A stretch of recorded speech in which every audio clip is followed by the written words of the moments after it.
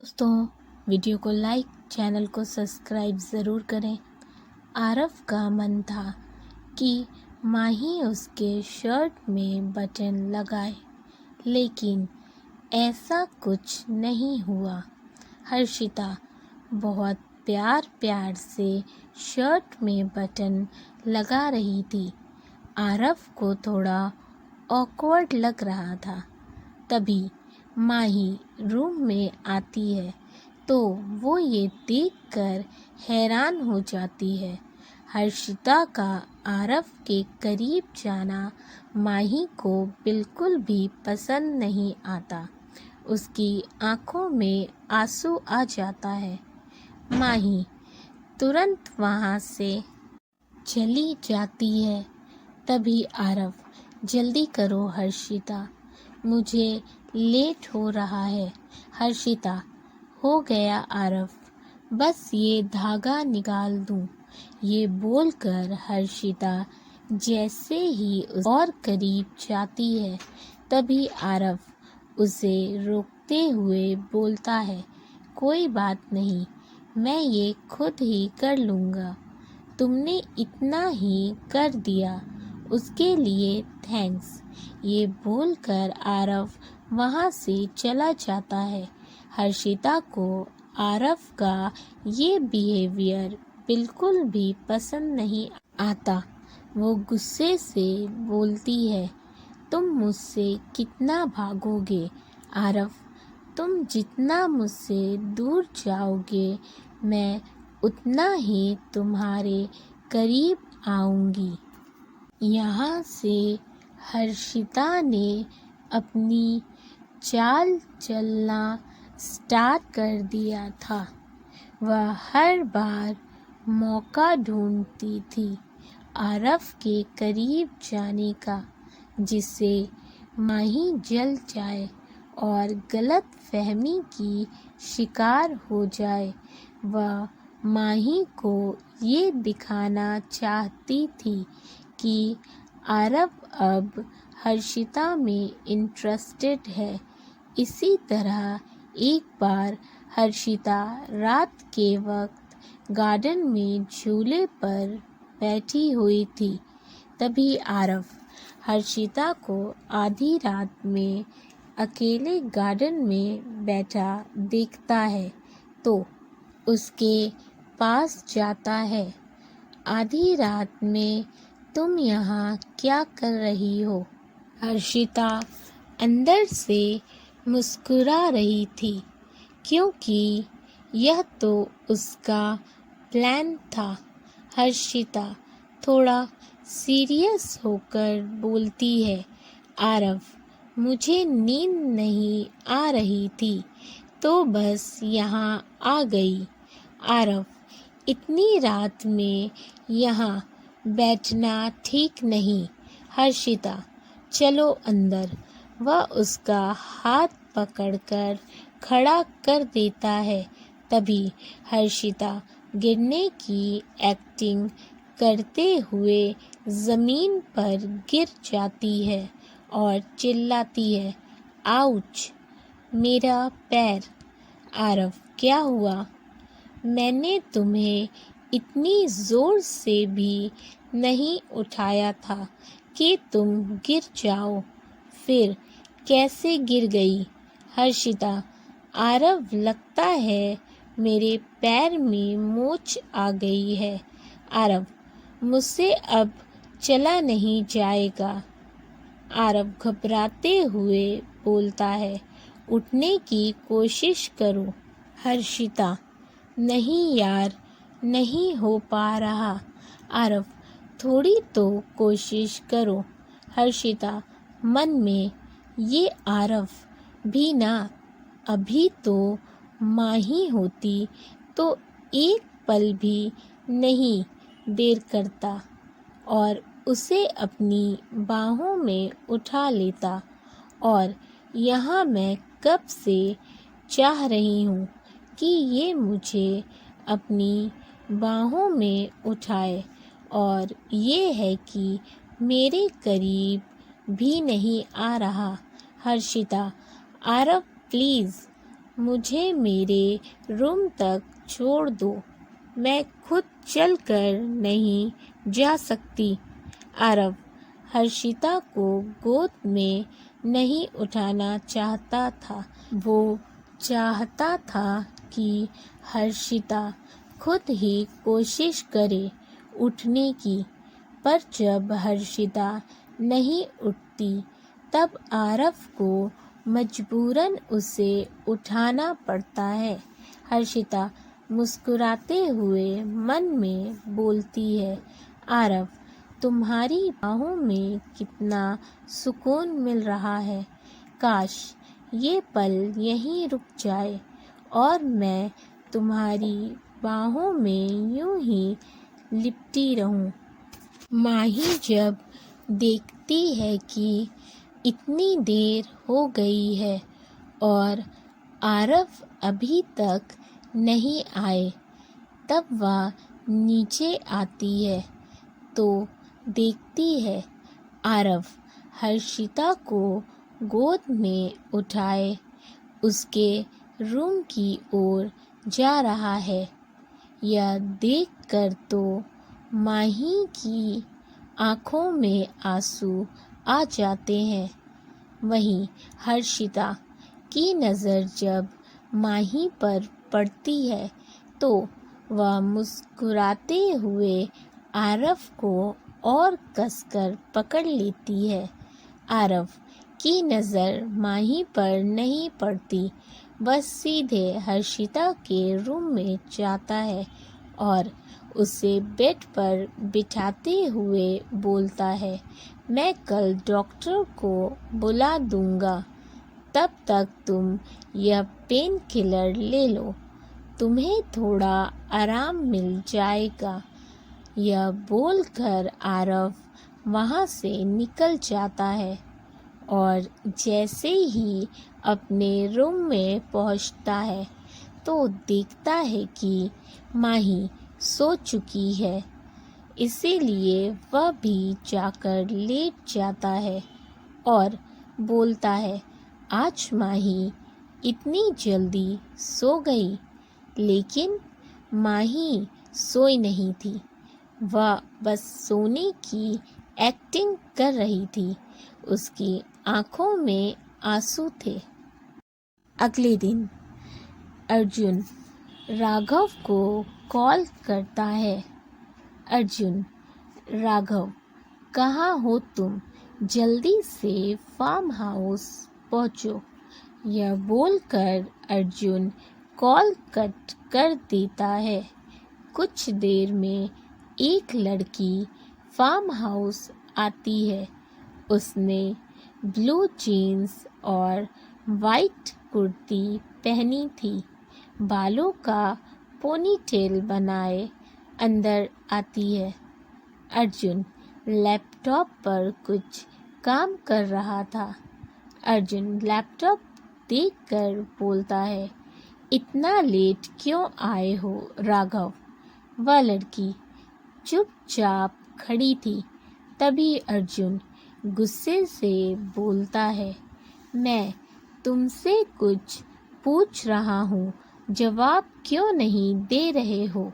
यह बोलकर वह अपने लैपटॉप से नज़र हटाता है तो सामने लड़की को देखकर बोलता है, तुम कौन हो और अंदर कैसे आई?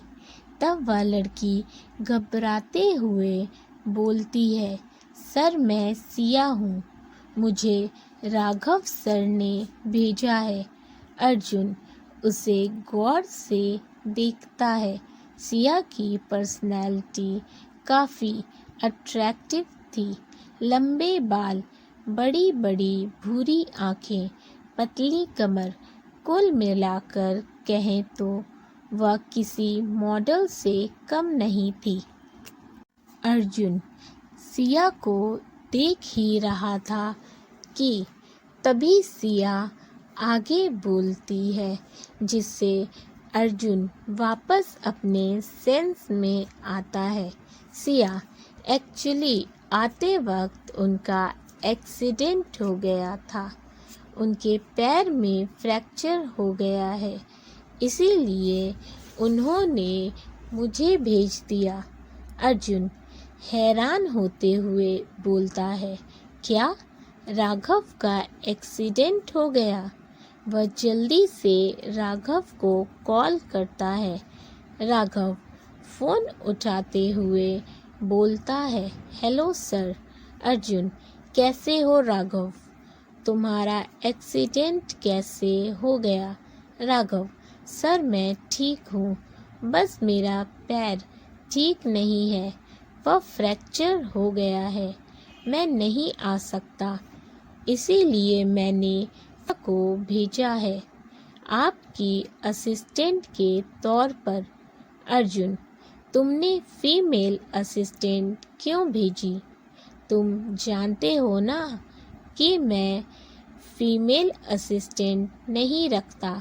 राघव, सॉरी सर, फ़िलहाल के लिए मुझे सिया ही आपके असिस्टेंट के तौर पर ठीक लगी। वह बहुत अच्छी लड़की है सर, आपको शिकायत का मौका नहीं देगी। अर्जुन, ओके फाइन, तुम इतना बोल रहे हो तो ठीक है। Raghav, thank you sir. वह मुंबई में न्यू है और उसका फ्लैट भी आपके फार्म हाउस से काफ़ी दूर है, तो अगर आप उसे अपने फार्म हाउस में रहने दें तो। अर्जुन बोलता है, बिल्कुल भी नहीं, वह यहाँ नहीं रहेगी। Raghav, sir please. अर्जुन को मानना पड़ जाता है। सिया अपने रूम में शिफ्ट हो जाती है, लेकिन अर्जुन उसे लंबा चौड़ा इंस्ट्रक्शन दे देता है कि उसे वहाँ कैसे रहना है, क्या करना है और क्या नहीं। सिया खुद से बोलती है, इस बार तेरा पाला एक बहुत ही खड़ूस बॉस से पड़ा है, काफ़ी फूंक कर कदम रखना पड़ेगा। इधर हर्षिता फिर से एक चाल चलती है। वह आरव की मॉम आरती को भड़का देती है, जिससे तुरंत आरव को कॉल करती है। आरव कॉल रिसीव करता है। आरती गुस्से से बोलती है, यह मैं क्या सुन रही हूँ?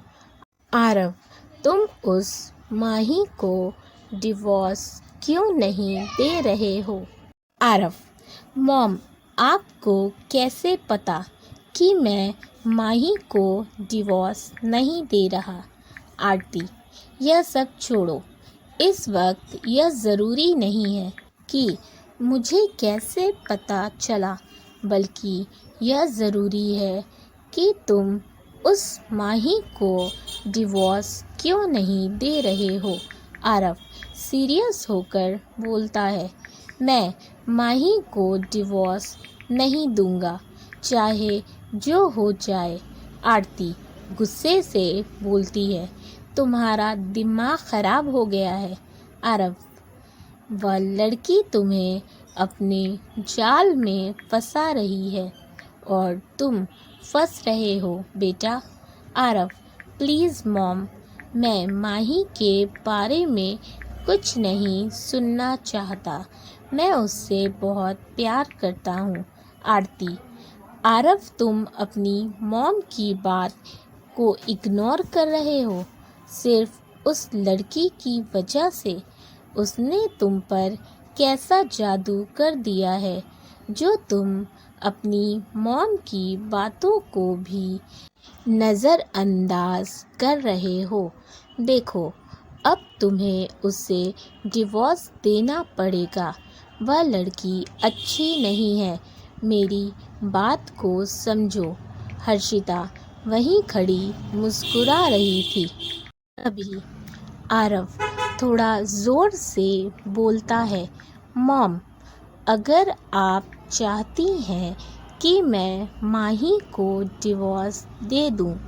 अगर आप चाहती हैं हम दोनों अलग हो जाएं तो ठीक है, मैं माही को डिवोर्स दे दूंगा। उसी वक्त माही वहाँ पर आ जाती है और आरव की बात सुन लेती है। उसे ऐसा लगता है कि मानो उसके पैरों तले ज़मीन ही निकल गई हो। वह रोते हुए वहाँ से चली जाती है। वहीं हर्षिता यह सीन देखकर फूले नहीं समाती।